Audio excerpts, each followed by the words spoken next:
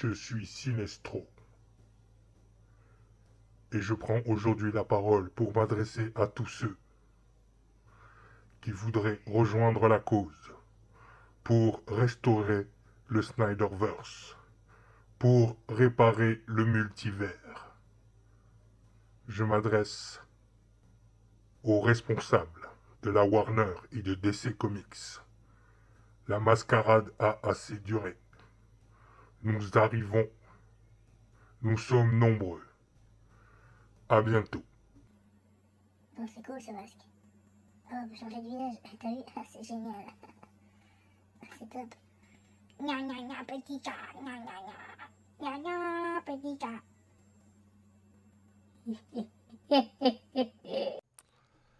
Bonjour à tous, je suis Captain Morpheus et aujourd'hui on va parler de Warner Bros Entertainment. Bon les gars, l'heure est grave. Je suis obligé de faire quelque chose que bon d'habitude je ne fais pas, c'est-à-dire mélanger le boulot avec la passion. Mais là je suis obligé pour vous expliquer quelque chose parce que je vois que ça part dans tous les sens. Ça va à droite, ça va à gauche. Il y a des annonces, des effets de mode. Donc là on stoppe tout. On va essayer de régler le problème. Ah non, parce que là c'est grave. Alors moi, ce que je fais dans la vie, c'est quoi? Ben moi je fais de la neuroéconomie, c'est-à-dire je fais de l'ego management. Je vais dans les entreprises et j'essaye de régler certains soucis. Voilà, c'est des problèmes de hiérarchie, des problèmes de bouffées délirantes dans les entreprises. Non, parce que ça arrive. Ah, ça arrive. Ouais. Donc là, j'ai l'impression qu'il va falloir que j'aille à Warner. Hein, ou du moins que j'envoie un collègue, enfin quelque chose comme ça, parce que là, ça va plus. Ah non, mais on est dans un complet délire. Hein, non mais là ça va plus hein, entre les annonces de Gal Gadot, hein, de Ray Fisher, hein, les résultats du Snyder Cut.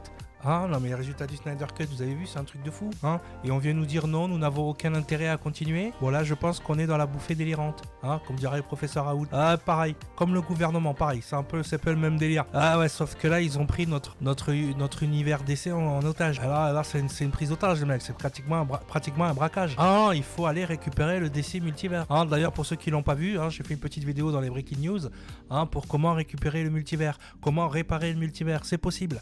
Hein, le Snyder Cut peut coexister avec le multivers. Bon, allez, revenons à nos moutons, parce que là, les mecs, c'est chaud.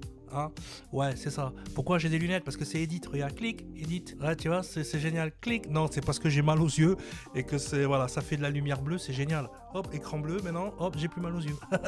Bon, allez, pas de traite de plaisanterie. On y va. Donc, le truc, hein, c'est que faut comprendre en fait les tenants et les aboutissants en psychologie. Il y a eu plusieurs expérimentations. Hein, qui ont amené à ce que je fais aujourd'hui. Hein, c'est grâce à ces expériences sociologiques qu'on a pu que des postes comme le mien ont vu le jour. Ouais, parce que des fois il se passe des trucs, alors je vais pas dire que ça relève du paranormal, mais ça relève de quelque chose qu'on ne maîtrise pas. Ah, c'est ça, les neurones, le cerveau, ça part en couille. Tu sais pas pourquoi à un moment donné, t'as une neurone qui dit merde à l'autre, et puis pouf. Et puis le pire, c'est que ça a l'air contagieux. Je te garantis que c'est contagieux, mec. Ah, mais la connerie, c'est contagieux, de toute façon. Donc, s'il y a un con dans une entreprise, hop, et surtout si le patron, en haut, voilà. Hein. Donc, ce qu'on va faire, je vais vous expliquer, en fait, ces expériences. Comme ça, vous allez comprendre ce qui se passe à Warner. Ouais, c'est ça, vous allez mieux comprendre. Donc déjà, dans un premier temps, bon, j'ai rallumé la lumière, hein, parce qu'on a un petit problème de lumière, là, tout d'un coup, là, ça va mieux. Donc déjà, dans un premier temps, je vais vous expliquer l'expérience de Stanford. Bon, l'expérience de Stanford, ça s'est passé en 1971. Hein. C'est Philippe Zimbardo, hein, un psychologue, qui a décidé de mettre en place une expérience. Et dans cette expérience, ce qu'il a décidé de faire, c'est de prendre des étudiants pour prouver des choses. Alors d'un côté, tu avais des étudiants, c'était des prisonniers, et de l'autre côté, c'était des gardiens de prison, hein, forcément. Donc ils ont été choisis comme ça, lambda, hein, de façon complètement arbitraire. On les a pas choisis pour leur capacité à être gardien de prison ou leur capacité à être prisonnier. Hein, on les a mis comme ça, hop, tout tac tac. Et l'expérience, en gros, c'était de les observer. Donc ils ont pris tout le sous-sol de l'école de Stanford, ouais, c'est ça. Et ils ont commencé à jouer. Et le professeur faisait le patron de la prison. Hein, il faisait le chef de la prison. Donc ça a commencé, et déjà au bout de quelques jours, au bout de 3-4 jours, ils se sont rendus compte que ça partait en couille le truc. Ah ouais, parce que déjà, on assistait à des choses complètement incroyables. C'est-à-dire que les gardiens de prison commençaient à avoir une espèce de surplus d'autorité, hein, voire de méchanceté. Ah oui, tout d'un coup, il y a quelque chose qui s'est mis en place, donc les prisonniers ont commencé à se soumettre, et les gardiens de prison ont commencé à prendre du volume. Ouais, il y a même eu, à ce moment, à partir de ce moment-là, on s'est rendu compte que, à un moment donné, les gardiens de prison ont mis en place des pratiques d'humiliation, carrément, des pratiques d'humiliation, et ils ont essayé de créer une espèce de discorde entre les prisonniers, hein, en déterminant des bonnes cellules et des mauvaises cellules. Hein, comme ça, ceux de la mauvaise cellule étaient paranoïaques de ceux des bonnes cellules, et c'est vite parti en sucette l'histoire. Bon, c'est tellement parti en sucette, en fait, qu'au bout d'un moment, la future conjointe de Zimbardo, hein, qui était une de ses étudiantes à l'époque, moi je dis rien, pas foutre la merde, tu sais, maintenant aujourd'hui c'est chaud. À l'époque en 71, tu pouvais te marier avec une étudiante. Bon, il s'est marié avec, donc on n'a plus rien à dire. Bon, voilà. Donc il est arrivé et qui a arrêté l'expérience. Parce que même le chef de l'expérience s'était tellement pris au jeu que ça devenait n'importe quoi. Donc en fait, l'expérience, elle a amené quoi comme conclusion ? Mais qu'à partir du moment où tu donnes un semblant d'autorité ou un semblant de statut social à quelqu'un, il en abuse sur les autres. Ouais, il en abuse. Il en abuse à un tel point qu'il vrille. Hein, parce que là, c'était des étudiants en psychologie. À tout moment, ils auraient dû se rendre compte qu'ils étaient dans une expérience. Non, ils ont même perdu le fil de l'expérience. Ils ont pris tellement leur rôle à cœur qu'ils ont même demandé des heures supplémentaires à un moment donné. Ah ouais, ils voulaient continuer à taper sur du prisonnier. Ah, c'est parti en couille. Complètement. Hein. Bon, tout ça, alors cette expérience, elle a été très controversée. Bien évidemment, elle a amené des choses qui dérangeaient. Donc, beaucoup de gens ont essayé de dire, bon, c'est vrai que Zimbardo, il a un peu bidouillé les résultats. Je pense qu'il a bidouillé les résultats pour se protéger. Hein, parce que ce qui est ressorti de cette expérience, c'est qu'effectivement, il se passait quelque chose d'évident. Alors malgré les bidouillages, on a tous connu ça dans les entreprises. Hein. Oui, on a tous connu ça. Si tu veux, t'as toujours eu des potes qu'à un moment donné, ils ont eu une promotion. Hein, tout d'un coup, t'es là, hop, ils deviennent chef d'équipe. Hein, voilà, et dès qu'ils deviennent chef d'équipe, hop, connard numéro 1. Ah ouais, connard premier, c'est lui. Zimbardo a appelé ça l'effet Lucifer. Ouais, l'effet Lucifer, ouais, carrément. Ah, ça fait caguer. Donc en fait, ça consiste en quoi ? Ça consiste à dire qu'à partir du moment où une personne augmente ou a un statut social supérieur, il part dans son délire. Il part dans un délire d'humiliation, de condescendance, voire d'incompétence. Ouais, d'incompétence, oui, c'est ça qui arrive. Alors, l'incompétence, c'est une autre expérience qu'il a prouvée, c'est l'expérience de Rosenhan. 2 ans plus tard, Rosenhan, donc pareil, docteur en psychologie, tout ça, bon, le gars, bon, voilà. Lui, ce qu'il voulait prouver 2 choses. Déjà que la psychologie était une science. Hein. Alors, ça veut dire quoi ? Ça veut dire qu'elle pouvait être soumise à contradiction. Ah oui, c'est pas comme la médecine. La médecine n'est pas soumise à contradiction, alors que la science, oui. D'accord ? Donc à partir du moment où tu exprimais le fait que la science, que la psychologie est une science, tu peux la contredire. Tu vois, c'est un peu ça le délire. Donc en fait, lui, dans un premier temps, il voulait prouver ça, et il voulait prouver aussi qu'à partir du moment où certaines personnes avaient un statut social pareil, ou avaient été promues, ou avaient un rôle important au sein d'une communauté ou d'une entreprise, elles partaient en vrille, elles devenaient incompétentes. Il voulait montrer que voilà, la personne qui augmentait un statut devenait incompétente complètement. Hein, ça arrive, c'est les études en psychologie qui montrent ça. Ouais, c'est ça. Donc en fait, le truc, ce qui s'est passé, alors ce qu'il a prévu pour prouver son truc, c'est qu'il a fait venir 5 acteurs qu'il a dispatchés dans 5 hôpitaux psychiatriques différents. Ah, il les a dispatchés, donc ça fait, vas-y, je sais pas si c'est 5 ou 10, je me rappelle plus.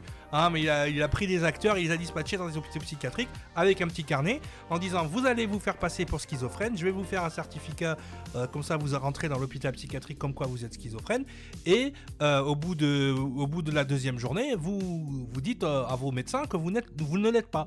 Donc en fait, ils rentrent dans les hôpitaux, donc ils arrivent et tout, bon, ils font les schizophrènes, diagnostiqués, on leur file une chambre, tout ça... petit peignoir, tout ce qui va avec, les petits cachetons, tout ce qui va avec.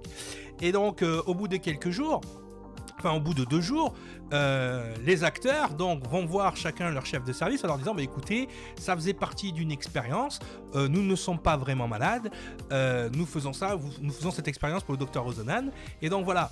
Les docteurs, ils ont dit ok, donc ils ont assis l'acteur, ils ont dit écoute, ça c'est un syndrome post-traumatique. Le fait d'être enfermé, tu t'inventes une vie d'acteur. Non mais regardez, j'ai un cahier et tout. Oui, non mais là tu répertories tes angoisses.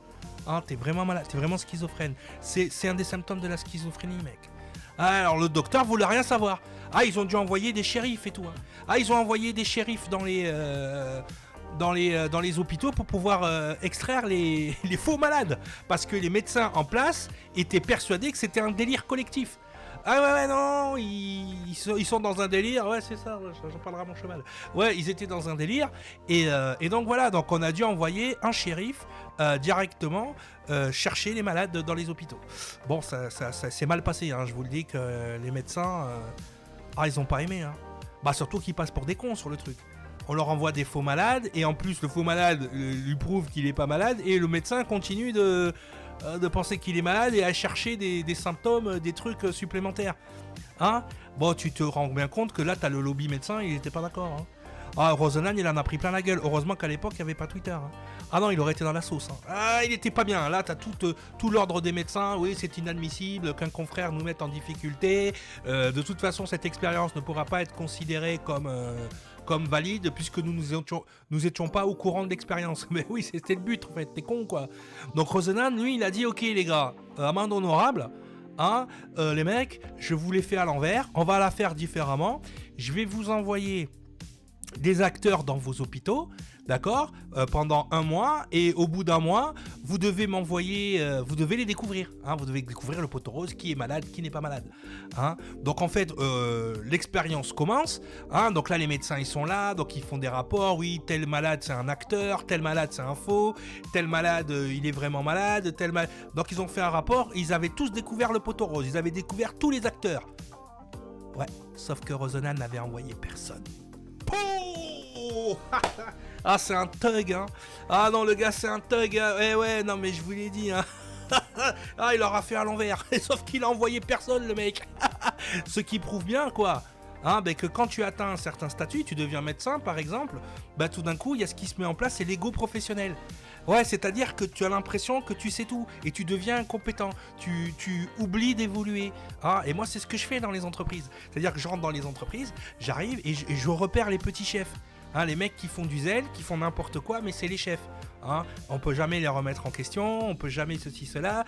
Ils ont atteint un niveau, ça y est, parce qu'ils ont atteint un statut au sein de l'entreprise, et du coup, on peut plus leur parler. Ça devient n'importe quoi. Et surtout, quand tu regardes leur travail, ils ont perdu en compétences. Les compétences qui les ont amenés à devenir chefs, à partir du moment où ils sont chefs, disparaissent.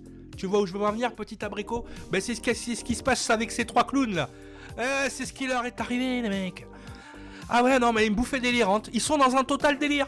Hein, et il n'y a personne qui est capable de leur dire. Hein, tu fais de la merde. Tu fais n'importe quoi. Quand 99% des gens qui sont extérieurs à l'entreprise se rendent compte qu'il y a un problème dans l'entreprise, les mecs, c'est que ça vient de vous. Hein. Ah non, mais je vous le dis.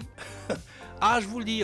Tu peux appeler les fans toxiques, tu peux nous appeler comment tu veux, mais à un moment donné, ça se voit que tu as un problème. Hein, parce qu'on s'est dit, on voit Geoff Johns, on voit Amada, on voit Madame Smirnov, voilà, hein, on voit tous ces gens-là, puis on se dit on est tranquille. Hein, Jim Lee, compagnie, on se dit on est tranquille. Ah ben non, les mecs, tu leur as filé un poste, Geoff Johns, il a perdu la carte. Hein. Ah, c'est Dora l'exploratrice maintenant, il a perdu, il cherche la carte. Oui, la carte, je suis la carte, la carte. Ah, sac à dos, il a perdu complètement la carte, le mec. Ah, je vous le dis, il est pas bien. Hein, bon, Jim Lee, il a l'air de rester hors de ça. Lui, il fait des croquis, il fait des dessins. Hein, il est autiste, le gars, il dessine, c'est très bien. Hein, par contre, Amada, t'es parti en couille. Ah, Amada, non, Amada, ça va pas du tout. Ah, ouais. Geoff Johns, faut que tu retournes aux séries. Hein. Ah, va produire un Supergirl, détends-toi le string, parce que là, ça va pas du tout avec les films. Hein. Voilà, donc les mecs, c'était, voilà, je vous ai expliqué un peu ce qui se passe au sein de l'entreprise Warner.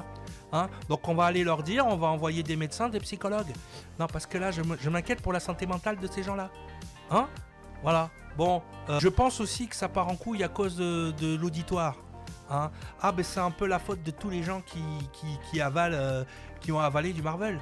Parce qu'en fait, le souci, ce qui se passe chez Warner, c'est qu'ils flippent, les gars. Ils voient les chiffres de Marvel, d'accord, et ils les comparent à ceux de DC. Ils n'ont pas compris que sur le marché, ils pouvaient pas réfléchir comme ça. Non, c'est comme si les gars de Samsung ou les gars de Samsung se plaignaient que Apple vende de plus. Hein, je veux dire, c'est pas pareil. C'est pas le même délire. C'est comme les gens de Xbox. Hein, ils ont bien compris que c'est PlayStation qui vendrait plus. Ouais, c'est ça. Et de la même manière que dans le monde du cinématique comics, Marvel vendra toujours plus que DC. Pour la simple et bonne raison qu'ils utilisent tous des techniques d'addiction. Ah ouais, non mais toi tu sais pas, moi c'est mon boulot, alors ferme-la. Alors le truc c'est ça, ils utilisent tous, quand on voit les fans de Apple, quand le dernier Apple sort, propose-leur un Samsung qui est bien meilleur, bien plus puissant et bien plus performant, ils diront non. Hein, regarde la Xbox Series X, hein, elle a 2 PlayStation 5 à l'intérieur d'elle. Mais pourtant les gens vont se tourner et vont vouloir la PlayStation, ils vont être hypés par la marque. Hein, oui, c'est tout à fait ça. Donc, et de la même manière, quand un Marvel sort, forcément, t'as qu'à voir la hype. Hein, mais sans m'en prendre à mes collègues youtubeurs, je vous vois réagir sur des Marvel, je me dis c'est dangereux.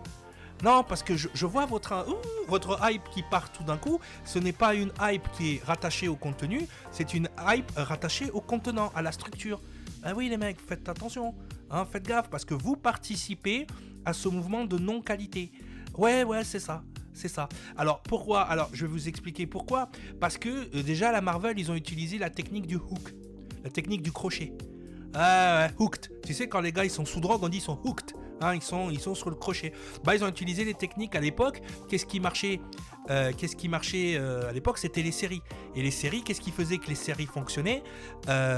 C'était le fait que à partir de ce moment-là, il y avait toujours ce qu'on appelle à la fin de l'épisode un hook, c'est-à-dire quelque chose qui t'accrochait pour que tu vois l'autre épisode, c'est ça, un hangover, hein, voilà. Donc le truc, ce hook, le fait qu'il y a une continuité dans la série et qu'à la fin de chaque épisode, on a ce hook qui t'accroche pour le prochain épisode, c'est ce qu'ils ont instauré dans le Marvel Universe. Ah mais je te le dis, parce que quand tu regardes déjà les personnages qu'ils ont choisis chez Marvel, les personnages qu'ils ont choisis chez Marvel, c'est pas des tops du top, hein. Ils ont choisi Iron Man et Thor pour commencer. Ah non mais eux c'est colonne de droite, hein. Si tu fais 2 colonnes de 10 à 20, de 1 à 20, eux ils sont colonne de droite, hein. C'est pas dans les 10... Ah non je te le dis, il y a des héros qui passaient avant, hein. Oui aujourd'hui ça a l'air complètement fou, mais je te le dis, Iron Man c'était colonne de droite. Ouais, c'est comme ça. Donc le truc qui se passe à ce moment-là, c'est qu'effectivement les Marvel fans, pour la plupart, ne sont pas accros aux personnages ou à l'univers Marvel, ils sont accros à la technique de hook qu'il y a dans les séries et dans cette série grandeur cinéma. Voilà. Donc, d'un côté, on a les fans Marvel qui sont dans ce système-là, et c'est de la même manière que quand tu vois des fans de Apple ou que tu vois des fans de PlayStation, hein, c'est la même chose. On est dans le même délire. Bon, et ce qui me fait mal, moi surtout, c'est quand j'entends bon, allez, je vais faire une revue du truc, mais j'ai pas lu la BD. Ah, ben ça se voit, mec. Ah, je suis désolé, moi je veux attaquer personne, mais à un moment donné, pour connaître le matériel de ce que tu critiques, il faut qu'à un moment donné, hein, je ne vise personne, mais il faut qu'à un moment donné, il y ait un minimum de background. Tu vois, bon, moi j'ai de la chance, je suis né dans les années où on bouffait du comics, voilà, comme aujourd'hui les jeunes mangent du manga. Donc voilà, je vais jamais dire à un jeune comment il doit lire ses mangas. Mais le souci, il est là. Et à force de consommer de cette manière, on empêche des gars comme Zack Snyder de l'autre côté de pouvoir amener de la qualité. Parce que si vous regardez toutes les intrigues aussi de Marvel, on va pas se mentir, hein, même les prochaines intrigues, Love Tender, une hécatombe, mais une horreur en termes de vente de comics. Hein, le Soldat de l'hiver et Falcon, Captain America, Sam Wilson, une catastrophe au niveau de vente de comics. C'est-à-dire que Kevin Feige, c'est pas qu'il connaît son sujet, super-héros, c'est qu'il sait comment vendre n'importe quoi. C'est là son génie. C'est-à-dire qu'il prend les pires, les worst sellers de la BD et il les met à l'antenne et il les met à l'écran. Il est génial le mec. Non, parce que ce qui arrive là, je vous le dis, hein, c'était pas gagné. Hein. Ah non, l'intrigue Infinity, c'était pas la meilleure de Marvel. De toute façon, il n'y a pas grand-chose. Hein. Donc, en fait, ce qu'il faut réaliser, c'est qu'aujourd'hui, la manière dont on a de consommer les films de comics, c'est ce qui entraîne aussi la bouffée délirante chez DC Comics. Parce que eux, quand ils comparent les chiffres, ils comparent, waouh, l'autre il a fait 1 milliard et nous, avec contre Superman, on a fait que ça. Mais ne compare pas, mec. C'est comme si tu comparais les ventes de Samsung et de Apple, ou de Xbox et de PlayStation. Tu es l'outsider. Pourquoi ? Parce qu'ils ont pris le marché des lobotomisés du cerveau. C'est eux qui l'ont. Donc tu vendras moins. Alors ne prends pas ce chemin, DC Comics. Prends le chemin de la qualité. Prends le chemin de la version mature des super-héros. Parce que je suis désolé, ce qu'ils ont fait à tort chez Marvel, tu fais ça chez DC Comics, ah mais c'est la soupe de phalange. Ah ça part en sucette. Ah là je pars directement. Ah je viens directement. Je viens dans les bureaux, j'ai dit non c'est pas possible. À un moment donné, voilà. Donc il faut bien comprendre, et c'est pas pour critiquer les Marvel fans, mais 90% des Marvel fans sont arrivés par le MCU. Il y en a 80% qui n'ont jamais lu un comics. Je te le dis. Et pour ceux qui lisent les comics, ils les lisent maintenant, après avoir vu les films. D'accord? Donc on va pas se mentir les mecs, faut se dire les choses à un moment donné parce que l'heure est grave, faut se dire les choses. Aujourd'hui, Marvel, ils ont mis en place un système de hook dans le cerveau des gens et c'est ce qui fait qu'ils vendront toujours plus que DC Comics. D'accord? Donc n'essayez pas de copier. Vous serez toujours le Samsung, le Xbox, vous serez à côté, donc faites autre chose. Faites de la qualité. Et de la qualité, ça peut être rentable.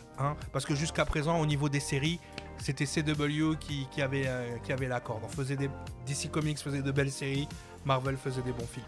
Donc essayez toujours de bien voir la situation par rapport à ça, parce qu'effectivement il y a un délire, il y a une bouffée délirante. Je comprends pas que des exécutifs chez DC Comics n'ont pas compris ça. C'est trop tard, il fallait dégainer plus vite. Marvel a dégainé plus vite, il a chopé les cerveaux malléables. Donc maintenant vous devez choper les cerveaux qualité. Voilà. Allez les gars, on va souhaiter une bonne soirée. C'était Captain Morpheus et on se reparle très bientôt.